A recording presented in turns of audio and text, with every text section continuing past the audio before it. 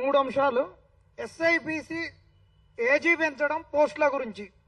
AG బరాబర్ పెంచాల్సిందే. ఎందుకంటే AG పెంచితే వీళ్ళు ఉరకలేరనో లేకుంటే పరుగెత్తలేరనో అనుకొని మీరు ఉండుంటే, మీరు వచ్చిన కొత్తలోనే 2 సంవత్సరాల వయసు ఎందుకు పెంచిర్రు? మరి ఇప్పుడు వయసు ఎందుకు తగ్గించిర్రు? వయసు తగ్గించడానికి కారణాలేంది?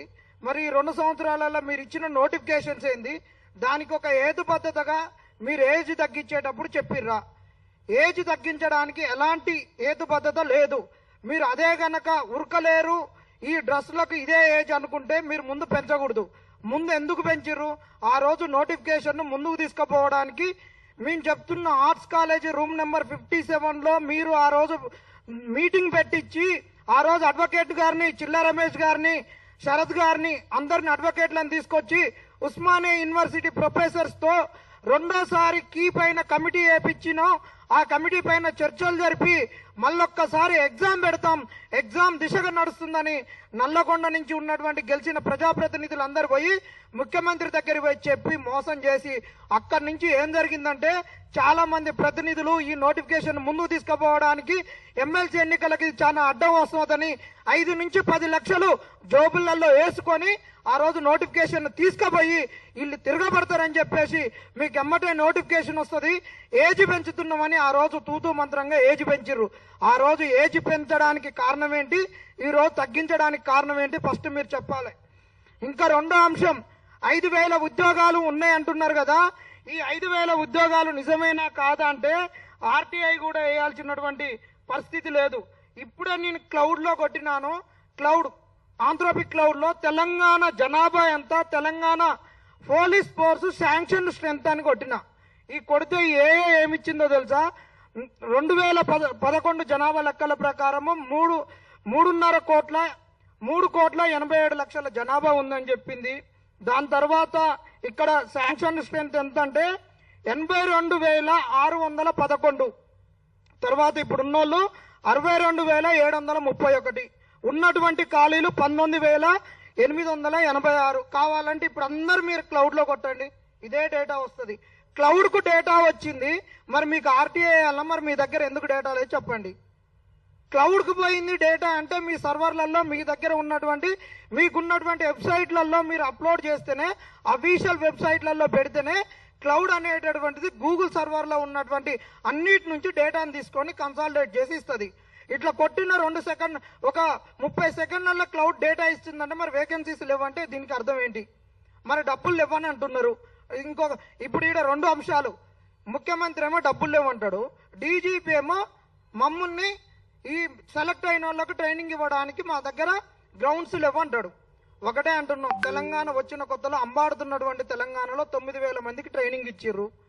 తర్వాత 2018లో మీరు ఎంతమందికి ట్రైనింగ్ ఇచ్చిర్రు? రమారమి 19,000 మందికి ట్రైనింగ్ ఇచ్చిర్రు. తర్వాత 2022లో 16,000 మందికి ట్రైనింగ్ ఇచ్చిర్రు. మరి ఇప్పుడు ఈ 5,000 మందికి ట్రైనింగ్ ఇవ్వడానికి మీ కాడ ఉన్న అవకాశాలు ఏంది? 19,000 మందికి ఎందుకు ఇవ్వలేరు? మీరు అది డీజీపీ గారు మీరు చెప్పండి. ఉట్టిగానే మా కాడ ట్రైనింగ్కు లేదు, ట్రైనింగ్ అవకాశం లేదు. ఎందుకు లేదు? మన ముఖ్యమంత్రి గారు అంటారు, నా దగ్గర డబ్బులు లేవు, నన్ను ఒలుచుకోండి, నన్ను ముక్కలు చేసుకోండి, నన్ను కుదవబెట్టుకోండి అని చెప్తారు. మరి ఇదే డబ్బులు లేనప్పుడు మరి మీరు ఇప్పుడు పింఛన్లు పెంచుతామని ఎట్లా చెప్తున్నారు చెప్పండి? డబ్బులు లేనప్పుడు మీరు ఫుట్బాల్ ఎందుకు ఆట ఆడతారు? ఇష్టం వచ్చినట్టు ఒక్కొక్క ఫంక్షన్లలో మీరు వేస్తున్నటువంటి మెస్ ప్లేట్ల కాస్ట్ 2,000 ఎట్లుంటది, వాటర్ బాటిళ్ల కాస్ట్ 500 ఎట్లుంటది? మరి ఇది ఎందుకు దుర్వినియోగం అవుతుంది మీరు చెప్పండి.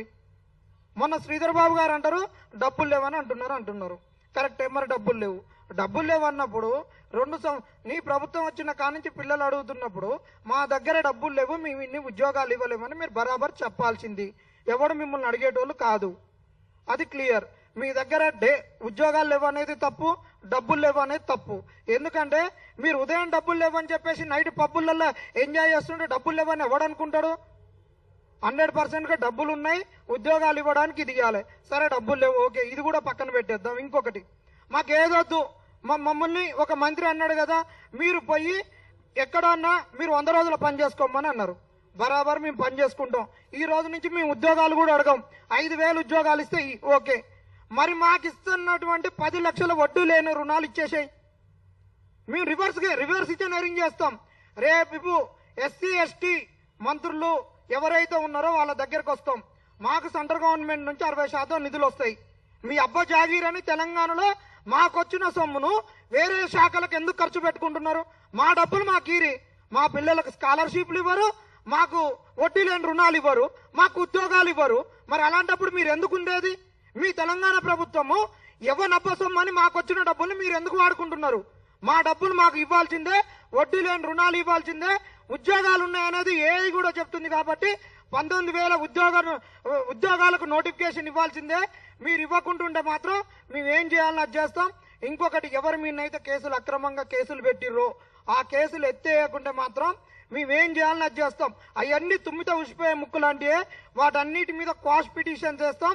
మా మీద కేసులు పెట్టిన వాళ్ళందరి మీద కూడా మేము ఇజ్జత్ దావా కేసేస్తాం. ఎందుకంటే మీరు ఉట్టి పుణ్యానికి మా మీద కేసులు వేసి బెదిరిస్తామంటే తాటాకు చప్పుట్లకు బెదిరేటోడు ఎవడు లేడు. మీరు బెదిరితే బెదిరి, ఇక మేము చూసుకుంటాం. వీటన్నిటి విషయాల గురించి క్లియర్ గా మీకు డేటా ఇచ్చినాం. మీరు కనుక రేపటి నుంచి ఎవరిని మీ నన్ను కేసులు పెట్టిరు అనుకో, బరాబర్ మీ ఇంటికి వచ్చి మీ అందరి మీద 420 కేసు పెడతాం. సోనియా గాంధీ కుటుంబం మీద, రాహుల్ గాంధీ మీద, ప్రియాంక గాంధీ మీద ఫస్ట్ కేసులు పెట్టాలి. 420 కేసులని మేము అన్ని పోలీస్ స్టేషన్లకి వెళ్ళి మీ మీద కేసులు పెడతాం.